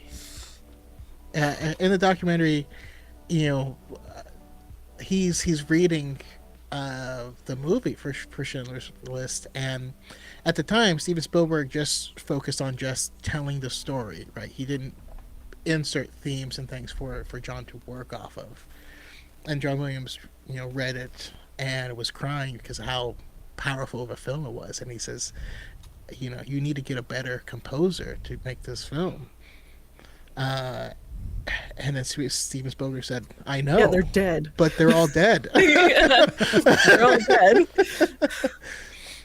That part, even though it was a joke, that part actually made me feel melancholy. Because I dread the day we lose John Williams. Oh, don't get me started on that. I would be a weeping Oh, mess. no. I couldn't. No, I don't want to think about that. Like, Yeah, no, we're shutting down the internet that day. no, like the day we lose John Williams. But here's the thing. I feel like John Williams, especially like what he did with like Star Wars, especially like really helped mold like film scoring into what it is today. And so he will leave behind this legacy, and then you've got other composers like Hans Zimmer, John Powell, Michael Giacchino, all of them who are similar into what he does. So the it was most still similar- continuing that legacy. I think the Hans most Zimmer, I similar feel, is, like, is close. Silvestri. I think Silvestri. Yeah, that's has another the one. Yeah, most Silvestri John too. Williams. Yeah, and so it's like it'll definitely, like, I'm not ready for that day, but I feel like what he has done for film scoring and the film industry in general is going to keep going. Yeah. He nearly single-handedly legitimized it as an art form. Well, yeah, so here's the thing. Yeah. So here's the thing about that. Like, speaking, with that. So early on in the documentary, when he went to go be the director for the Boston Pops, did he do Star Wars? I think he'd done Star Wars. I can't remember. Anyways, the Boston Pops. Well, he wasn't there for very long because the members of the orchestra were not nice to him because, and this is still a thing in the music community, film scores and concert music are not the same. Like, they consider concert music to be better than film scores, and that's still like a controversial take in music, like in the music community. And so, but I feel like that line is starting to blur now, and people are starting to appreciate film score and how that it is right up there with concert music. But yeah, he brought something new with his ways of composing. Yeah. Harith says, "Pep, don't put that into the universe." Why not? I mean, it's a natural part of life. Rejoice for those that transform into the Force.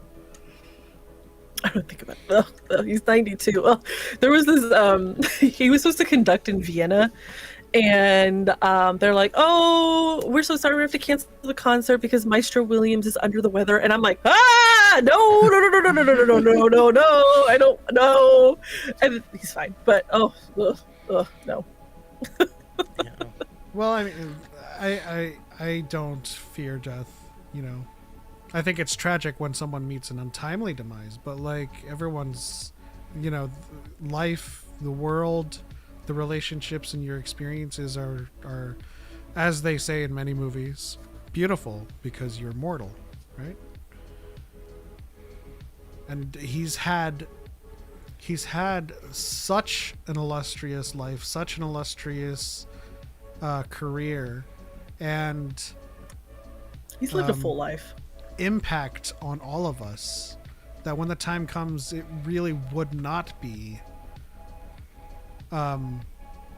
like a tragic end. It would be, I would certainly celebrate how he lived, right? Just like one of my favorite movies that people misunderstand as a white savior trope, The Last Samurai,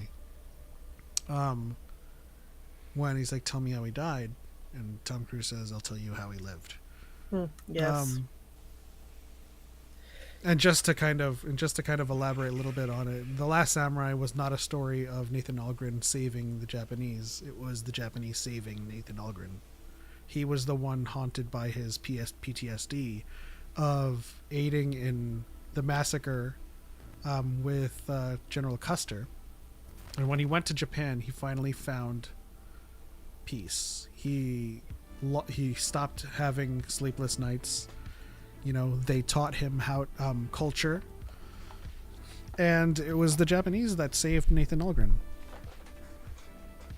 And in the end, he went back to Japan. Was like, "Oh, I need my baby mama." I need my baby mama. God. Let's see. Phineas says, "What would you guys think about Danny Elfman doing Star Wars?" Hey, you can give it a shot. I mean, just like how we always say that the storytellers are going to evolve, right? In 10 years, the people that are like 13, 12 now will be professional musicians, right? They'll be new composers. In 10 years, the people writing essays in schools now will be writers. And then they'll have their chance to be storytellers. I mean, that's what Star Wars is right now, is Star Wars fans who grew up loving Star Wars, now they get to make Star Wars. So whenever our time is still coming. They should let the fans tell the stories. You're like, they are. Now, to the question, not that Danny Elfman couldn't do it, because I know he can do it. But looking at who he is and what he has done, I feel like he has too much sauce. But I feel like so if we were to entertain Danny Elfman, it would be something that's Star Wars, but that is uniquely his own. Just like how Ludwig Göransson does Mandalorian, Elfman could do Nicholas Bertel. Isn't Giacchino attached to Dawn of the Jedi as well? Oh, is he? I thought I read something about that. That would be interesting. Now, see, here's the thing about Star Wars music, though. But here's the thing about Star Wars music is that it has become diverse. It is like the styles are changing, and I feel like it started with Ludwig Göransson with The Mandalorian. Yeah. That's when I noticed the change, and then it's like, okay, let's mess around, and then you bring in Nicholas Bertel for Andor, and here's the thing about Andor: there's no John Williams music in that at all, and so you've got mostly synth and no John Williams, but it's still Star Wars, and it's just a whole new vibe to Star Wars, and that's what I love about it. There's no composer attached yet. I don't know where I got that. Maybe it was just the Mandela effect. But yeah, and mentioning that, I would love Giacchino to do Dawn of the Jedi. Definitely. No, so in my answer with that, I might just be thinking too much about Danny Elfman's past projects, but they all do have a certain stylistic element that is very Danny Elfman, and so hopefully they put it in a story that really leans into that flavor, but he definitely has his own flavor that is in all of his stuff. So my only hope or wish, kind of like actors, right? Like if you put The Rock in Star Wars, it'll feel weird, right? Because he likely will have too much of The Rock in it, I feel like Danny Elfman is a composer with a lot of sauce, and I would hope he could either get a project that lends itself well to that flavor, or he could fully blend in. But one of those things would have to give, I also think a lot of people think reductively of actors that play themselves. I mean, RDJ plays himself. Let's be clear. Yeah. But this is he can play other roles, and I'm not saying he can't. Like Will Smith is one of my favorite actors because he made me cry twice, and I was shocked when he did. Or like Jim Carrey in any of his serious roles is phenomenal. But that's the thing: when you hire Jim Carrey, people were like, "Oh, hopefully he can blend in." When he does, it's amazing,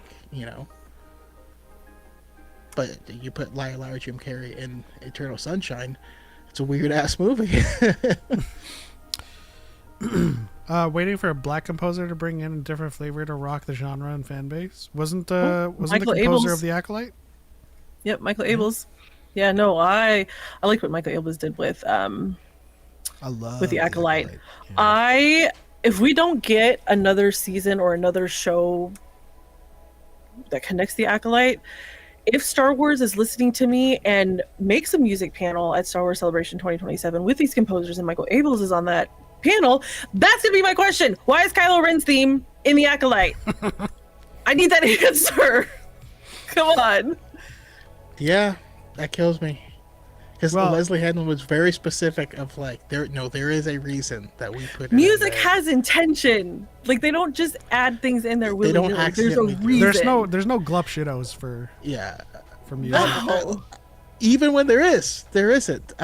So there's a moment in the documentary where they show the part of E.T.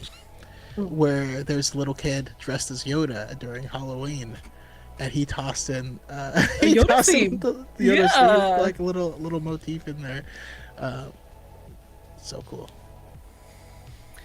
No, what Michael Abels did with Michael Abels was another one that brought in a different flavor. And I remember an interview that Michael Abels did where he said that like the noodle shop fight, like I love the music for the noodle shop fight, like the very percussive and just syncopated rhythms. So I love it. And he talks about how like at one point when Master Yandara, brings out her lightsaber, he's like, now we got a little bit of the John Williams-esque music, but then it goes back into Michael Abels' style, what he what he envisions with music and stuff like that. And so no, I thought the music for the Acolyte was, especially the theme of profound hope, or the theme of profound despair. Sorry, the theme of profound despair. Yeah.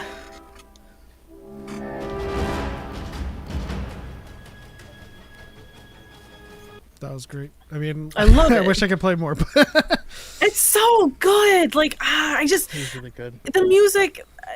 I love the music of the Acolyte, and when it comes to like Kylo Ren's theme being added in there, I'm pretty sure you can hear it in episode 1. Kylo Ren's theme in episode 1, like hidden in there, because I swear I keep finding it like earlier and yeah, earlier. the and first earlier. time we heard it was episode 4, when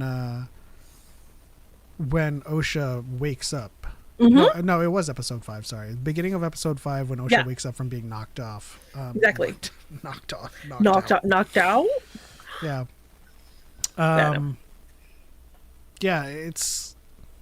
I don't know.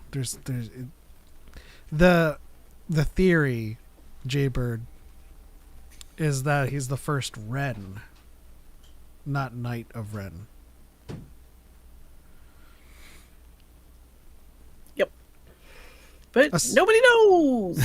Essentially, I mean, if we're going off of my personal theory, he started off as an apprentice to Plagueis, but Plagueis equally had so many rules, including the rule of 2. And he makes a big deal of it.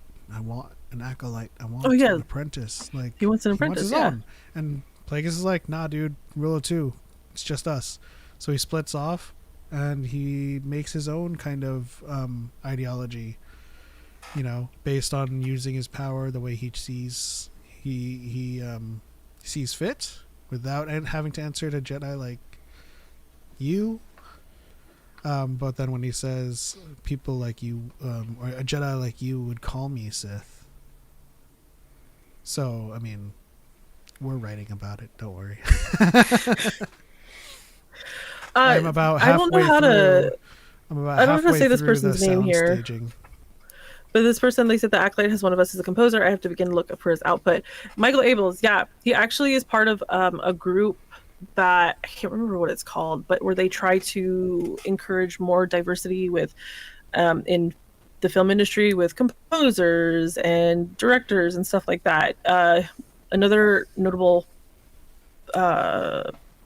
project that he did was it was one of those really scary movies that I watched and I was terrified for days. Was it Get Out? Probably. I think it was could Get be. Out. Or Nope. But yeah, I think it was Get Out and Nope. Like what's his name? Jordan Peele? Is that his name? The one who did it? Yeah, I like his movies. So yeah. He's pretty But good. man, I mean, John Williams, like, again, just like Choco said at the beginning, like I thought it was just going to be about Star Wars, but it's about so much more. It's like a biopic of his It entire life. is.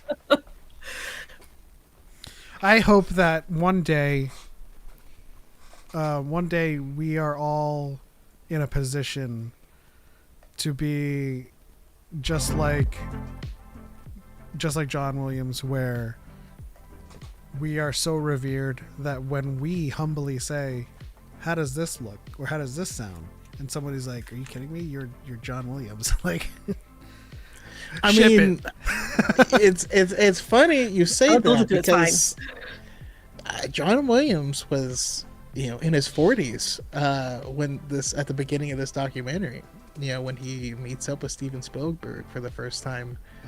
To start. So like, it's funny, as I get older, and I can feel like I can probably speak for all of us, you're kind of like, man, have I done enough already? But to see someone like John Williams, where all of this stuff would be ahead, and it's my fault because I grew up with sports, and so my age is way over the hill as far as being an athlete, unless you're LeBron James and you're an absolute monster. Sidney Crosby. How's it going, Genki? But yeah, this would be where we are all at, is before he started his journey, really. You made me feel better about myself, Choco. As he should. There's something I want to talk about, though, from the documentary on the Star Wars, but maybe it's the Star Wars part, but it's like all of it. But so John Williams still only uses pencil and paper when he writes. He goes and sits at the piano and he composes using pencil and paper. Now, a lot of composers anymore, they use technology, and most of the time they're hearing the music through like MIDI or whatever. And so they get an idea of it before they put it, before an orchestra. John Williams, on the other hand, he's writing it out, pencil and paper, then he's like, here you go. And when they were talking about when they first started talking about Star Wars, and they and John Williams is like, okay, this is what I have, and they're like, okay, we're gonna go hire the London Symphony Orchestra. And sitting there, like, George Lucas, he's like, this is like, it's a terrifying time, because you're like, is this going to work? Is this gonna work? And then like you hear that fanfare for the first time, and I wish I'd been alive at the time to be able to be in that room to hear that fanfare for the first time with the London Symphony Orchestra. I mean, can you imagine? I mean, it was hype on the documentary, and I'm just imagining, like, I don't know what to expect, and then the first bang, you're like, ah. Yeah, I asked my mom. So my mom saw A New Hope in theaters in 1977, and I had asked her, what was it like hearing the main theme for the very first time? And she said the first time she doesn't really remember, because she had such low expectations for the movie. But then when she went back a second time and a third time and fourth time, she went, like, watched it 11 times. She said it was thrilling. And when I think about it also, like, because the documentary, I think, also is kind of getting me out of my slump and getting me back into talking about Star Wars music again on TikTok. But it's just like, it just makes me think about watching A New Hope as a kid and hearing that main theme. And just, I don't know, it just makes me so emotional. Question for you guys. Even though we know John Williams isn't a diva and he's very humble, what are the chances that today, if you were to get him to score your film, that they would be scared to come back to him with notes? Like, if you were like, John, we want you on the film, can you score this? Sure. And he comes back with an entire score. What are the chances they just take it? That would be like, oh, great, thank you. Let's go. Yes, like, this is what I'm initially thinking. I was great, ship it. Right? It's just like, wait. This is just my first try. It's fine. No, I've always thought about what it would be like to be in a movie that John Williams scores, and to have your character have a theme written by him. I mean, that part was so cool when Ki Hui Kwan met up with him and sat down, and John was like, "You remember I made a theme?" And then like they got to hum it together. But like him being a kid, like John Williams made it a theme for Short Round, you know, and I don't know, it's just that's like, something special he can always carry with him. And from what I understand, Daisy Ridley, like he loves Daisy Ridley, John Williams does, and he gifted her like this frame with like the first 4 notes of Ray's theme or something like that. But I remember watching like this behind the scenes where he was sitting at the piano and Daisy Ridley was with him and he was explaining Ray's theme to her, and I'm like, can you imagine being in a movie where your character is important enough to have a theme written by John Williams? I think I would have. Well, you mean Daisy didn't strong arm him and tell him how to do his job and write the music better than John Williams could? No, of course not. She didn't bypass the piano. No. I bypassed the theme. And she ended up with the best theme. I'm sorry, she is just one of the best themes of anything. No. Ray's theme is really good. Ray's theme reminds me of when they said, "Hey, we're making new Star Wars movies again," and that excitement of like, oh, more Star Wars movies, you know, like in the build up and watching the trailers and just getting really excited. And I will always associate Ray's theme with that. You know what Ray's theme is to me? This might be oddly specific, but Ray's theme to me is me being a child. No! Staying up at a cabin in the snow, and like the first morning after there's fresh snow, running to go explore the forest area. It's a very specific. But you're not the only one that's in Northern California. You're not the only one about like feeling like a child again. I've heard other people say the same thing about that, and he even mentions it as well. But it no longer surprises me how much of a dyad we are, because although yours is a little bit different in actuality, Ray's theme to me is me as a kid just playing in the snow in general. Dude, you guys are like yeah, I've never actually told anyone that specifically, but that's what it is. You know, it happened this past Yoda's Hut stream, right? I think we were like we were making fun of an article for once again using sources have said, right? And I was like, well, sources. Bro. I was like, well, sources have said that Choco had orange juice yesterday, and he's like, oh, I did. Do you guys have some kind of like telepathy going on? Like, oh my gosh. No, the force is real, and we are a dyad. You are a dyad. So, I mean, I have to ask, and I know Spooky Kitty asked it earlier. Two questions. What is your favorite? Is this a dyad? Another dyad moment? God. What is everyone's favorite score in Star Wars? Everyone in the chat, go ahead and toss yours up as well. So I went two things, like favorite score, but also, do you have a favorite moment? Like maybe it's not the whole score, maybe it's just a specific moment. So you can give us either, you can give us both, whatever. And while you guys think of it, I'll just say it. The Asteroid Belt theme is my favorite. It's because it's wonderful and it's everything. It is everything. But the moment I always think about is in A New Hope, when the Falcon is being pulled into the Death Star for the first time. Its landing seems just super slow. The fanfare is just going up, and it's getting more and more epic. And so it's just that moment. So that's my score, and that's my moment. Master Jits Kenobi says Battle of the Heroes, Rey Skywalker's theme. And There's More of Us. That is a good moment. I will say, do you have one, Marianne? Oh, you probably wish you hadn't asked. Okay, well, I'll go first since You might mine's want to go short. first, yeah. Mine will always be Yoda's theme because that was the moment, and I've told this story many times. Empire Strikes Back, particularly with Yoda, is when I truly was in love with the lore, and I was like, oh yeah, how did you get started with Star Wars? My brother, came home when I was like 6.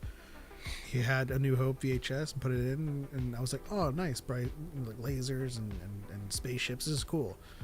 And then when Obi-Wan says, it's as if a million voices cried out in terror and suddenly vanished, and I was like, what is he talking about, right? And then Empire Strikes Back, the Force became this whole entire galaxy of possibilities, and when I hear Yoda's theme when he's lifting the X-Wing for the first time for Luke, that was the theme. That was like the moment the Force became this massive thing that was full of endless possibility. And it goes straight into my favorite moment, surprisingly from my least favorite movie, The Rise of Skywalker, when Luke lifts his X-Wing and Yoda's theme plays again for the reverse of that. And it's just another moment that signifies the Force being so much grander than we thought. When a Force ghost, and just for clarity, on a Force Nexus planet, just so we're clear, is able to lift an X-Wing, and Luke is able to do it because this time he believes. Yeah, that theme is so wondrous. I think it's John Williams' favorite too. As Yoda's theme is his he favorite. said it in the documentary. Yeah. We're dyads. And then, yeah, Marianne. Okay. You ready for this? All right. So, my favorite soundtrack score is actually Revenge of the Sith. Don't ask me why. I don't know why. I can listen to that on repeat all day, every day. But that one is my favorite. I have several moments throughout all of the films that the music just like hits me. One particular moment, I think it's always in The Rise of Skywalker, this particular part in The Rise of Skywalker always like gets to me. It's like when Rey is laying there and the Jedi are all talking to her, and that build up, and then you go into the Emperor's theme, and then you go into the Force theme, because like you're seeing that shift, right? Because like Emperor's theme, he's winning, right? But then you see like I'm all the Jedi, and we switch into that Force theme. And to me, it's like, oh my gosh, it's the Force as it should be, like the balance as it should be, and just going from like that moment. I love that moment. Growing up though, Across the Stars was something that I listened to all the time, so I do love Across the Stars too. But I could never tell you like what my favorite theme is or anything, because I swear to God it changes every day, and like something new pops out at me every day. Like in the Attack of the Clones soundtrack, when you listen to Love Pledge and the Arena, the battle music is just so much fun to listen to. Or Battle of the Heroes or Duel of the Fates, and the Phantom Menace soundtrack. I've always said that it's like the best reintroduction to Star Wars was the Phantom Menace soundtrack, because it was just something new and fresh and exciting. Yeah. So there's so many that I could pick out and just talk about. There's just so much. I just love Star Wars music. Don't be scared. You gotta pick one. I gotta pick Just one. pick one, okay? You're not gonna be insulting John Williams by picking one of his pieces. One theme that I think that I would go back to every single time. Across the Stars. I think it's going to be Across the Stars. It's the first thing that comes to mind is Across the Stars. I I remember like the first time I heard it, I thought it was similar to Han and Leia's theme, and I'm not entirely wrong, but I remember like making the connection to it with Empire Strikes Back the first time I heard it. But yeah, I know there's something about Across the Stars that just like grabs me and just holds on. I love it. I just love it. Spooky Kitty would agree. Every morning while looking out his window, imagining Natalie Portman looking back at him longingly. That's the next question. When you're listening to your favorite piece. Arena, you know, when you're riding side by side and you give her that side kiss. Yeah. Next question though. When you're listening to your favorite theme, actually no. We'll keep it Across the Stars. When you're listening to Across the Stars, who are you imagining is looking back at you longingly from across Coruscant? Hayden Christensen.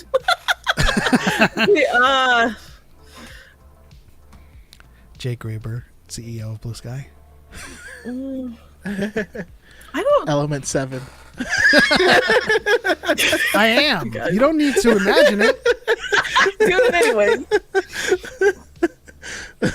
Okay, so listening to like Across the Stars, I like to think that I am Bix Padme. for sure.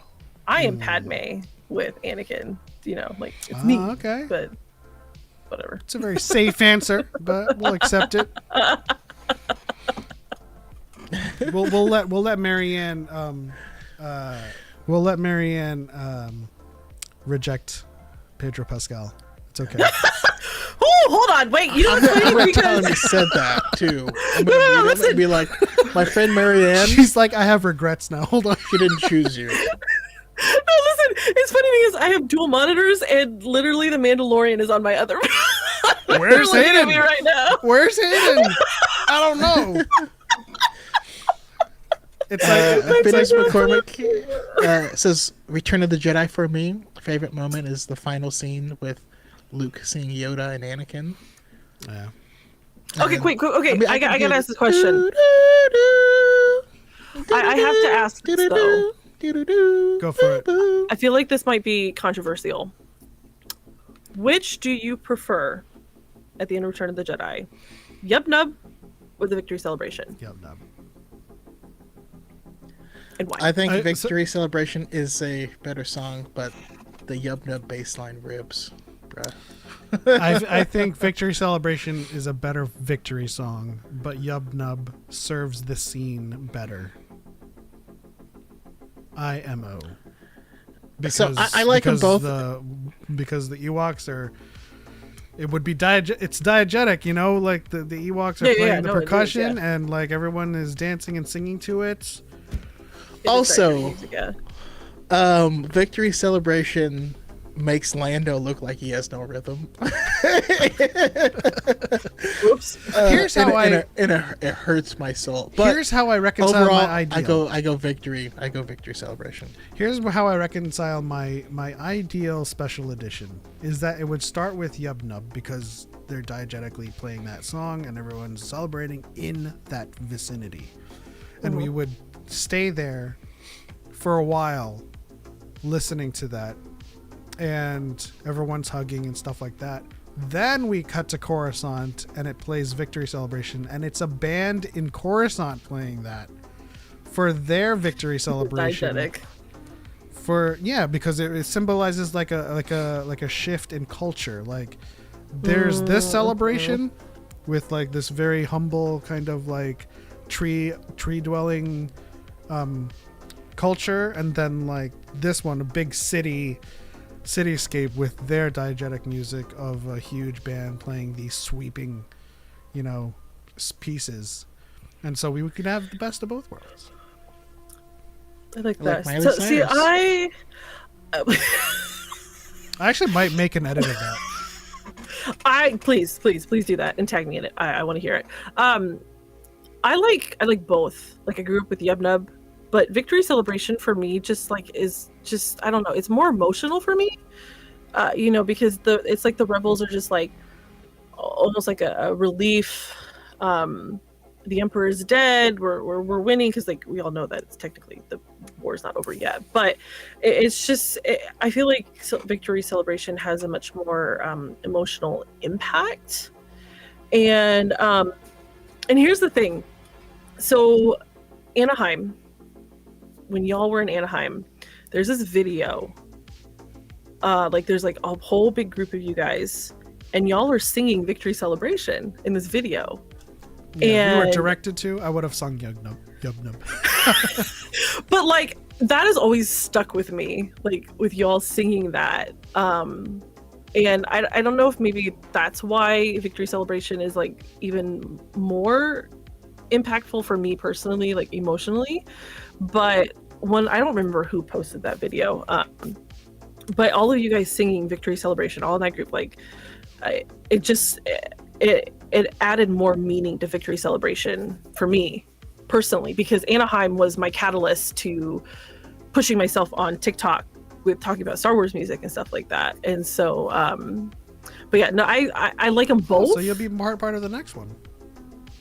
Yeah, I think. I don't know.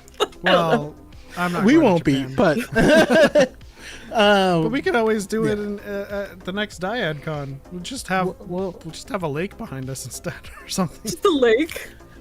Yeah, it would. No, instead of Victory Celebration, we'll all do Yub Nub diegetically Oh my gosh! in the trees, in the forest. And, That's perfect. I'm all for it. but yeah, let's go ahead and start to wrap up. I just want to make sure. Do we have any final thoughts or things from the documentary that we didn't touch that you wanted to? I mean, I did want to mention the simplicity that Close Encounters started with and what built from there.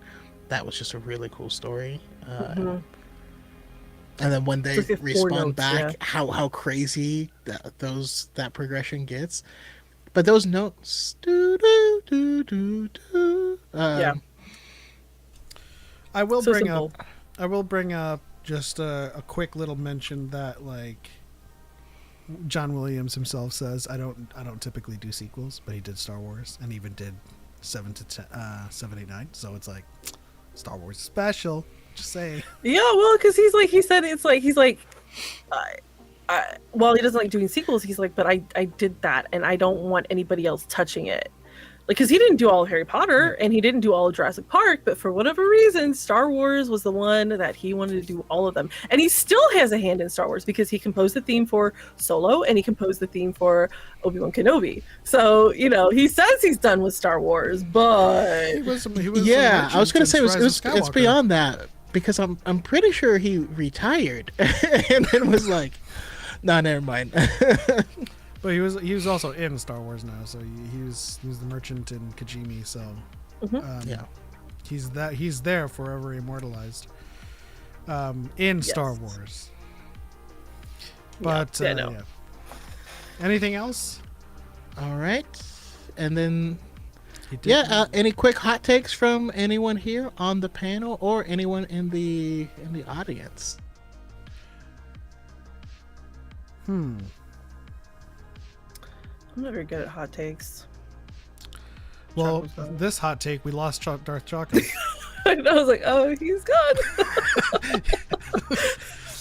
I'm always trying to wonder what his face looks like when that happens to him. He's like, anybody have hot takes? And everybody is just like silent and frozen to him. He's like, oh, well, okay. He's like, just kidding. But bad for asking. Spooky Kitty says salad is vegetable soup.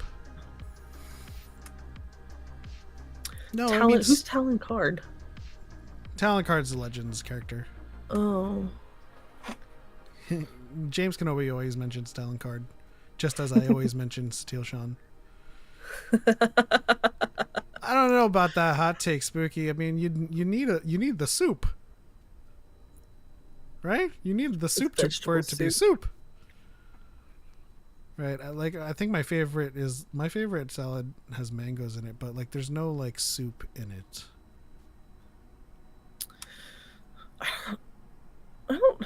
I feel like I have hot takes for Star Wars, but like I can't think of them in the moment. Like I can't think of them like in the moment.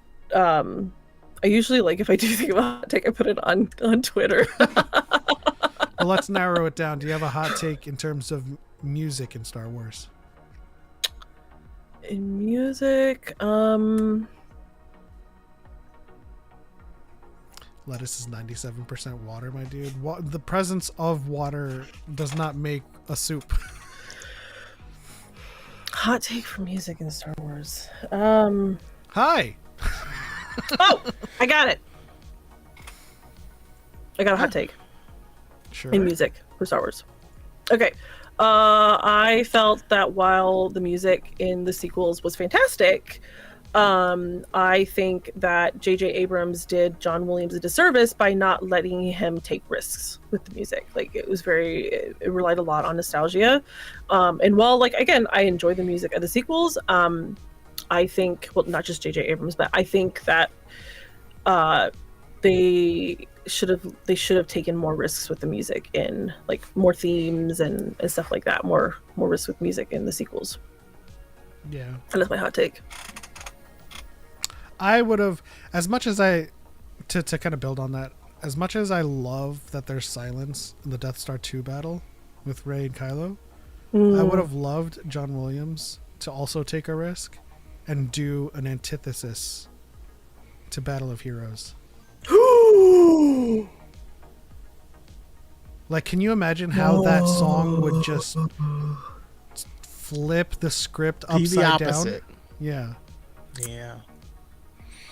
Okay, if the music panel happens at Star Wars Celebration 2027, You're gonna we need to compose it? remember that. What?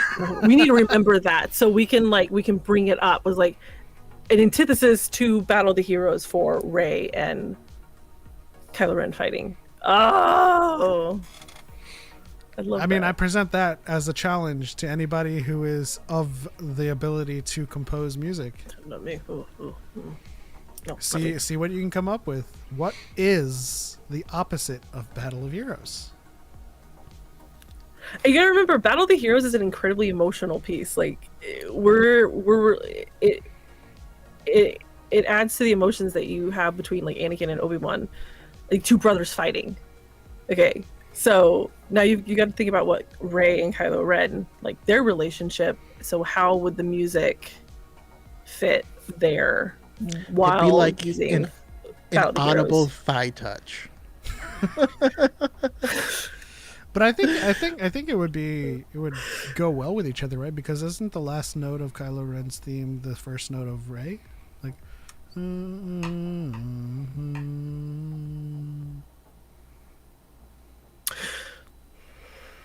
mean, there's speculation that, like, Kylo Ren's theme and Rey's theme are, like, similar to the Emperor's theme. Like, there's some similarities with, like, the Emperor's theme.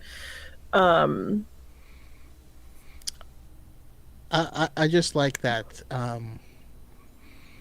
the first hint of Kylo Ren's theme comes off of Anakin's theme from when he's crying on Mustafar. Yes. And you have Yes. those staccato hits. Yes. Yes. That makes me so happy. Yes. No. Oh, that's one of my favorite moments in Revenge of the Sith. Okay, which is really weird. Is the music. Mustafar. Sorry, that music from that scene on Mustafar with Anakin standing there. You know, kept crying, and the music there, like the trumpets, the bass drum. I'm like, oh my god, it's amazing. Like, I'm just like, how does he do it? How? I just think, okay. The Duel of the Fates and Battle of the Heroes, you get these two big ass set pieces, right? Like, both surrounding lightsaber battles, yet they're so different. And just, that's the I mean, brilliance of John again, Williams. the documentary, he was composing little lines and stuff for individual snakes in the snake pit. Yes, like each little snake had their own little motif. I'm like, oh my god, this man. It's like that's the snake from before. Let's bring it. Like, John Williams comes from on high. Dude, I kill. If I ever meet John Williams, I will be on the floor, sobbing. I on the floor, just absolutely crying. To be in the presence of him. Oh, Can you record that? Michelle will probably be with me, and she likes to record me reacting to things, so it'll probably happen. It's one of those screenshot or didn't happen type of things. And someday we'd like to meet Michelle as well. Sounds like a big Star Wars fan as well. So, there she is. It will. She is. No, I got her. We grew up on Star Wars, and then I started getting back into it, and I dragged her back into it, and yeah, no, she's a lot of fun. It's nice to meet you, Michelle. Are you single? Just kidding. Yes, she is. She comes with 2 kids, though. Just keep that in mind. Okay, well, that will do it for this episode. I didn't mean to awkwardly transition to the end, but we were in the wrap-up. Also, Choco told me to keep it tight. So I did. There's just segues are weird, anyways. Hits on my sister, and then turns it like, all right, we're done. let's end it on this one. John Williams is a legend, and I need to listen to more of his music. And full stop. But thank you guys so much for tuning in to episode 196 of Dyad in the Force. Our next episode of Dyad in the Force will be a Thanksgiving special next Tuesday, because our Fridays will be preoccupied. So we're gonna go live on Tuesday for that episode, and we're gonna talk to Max of Zorro, who we have been roasting in our recent reactions. And Not him, just his facts. yeah, in what we're hoping is going to be a productive conversation. I need to remember that. We probably, for the most part, misread their intentions, so we'll see. We'll have a nice conversation with them. Like we always say, we're not in the business of misrepresenting anybody's views, or even shying away from admitting when we are wrong if we're wrong. So we're gonna have that conversation with Max of Zorro. We're gonna hash things out and see what he really thinks. But tune in on Tuesday for that. But that'll end this episode. Thank you to Marianne for tuning in, or not tuning in, for being a part of the episode. Same thing. Choco, I'm done.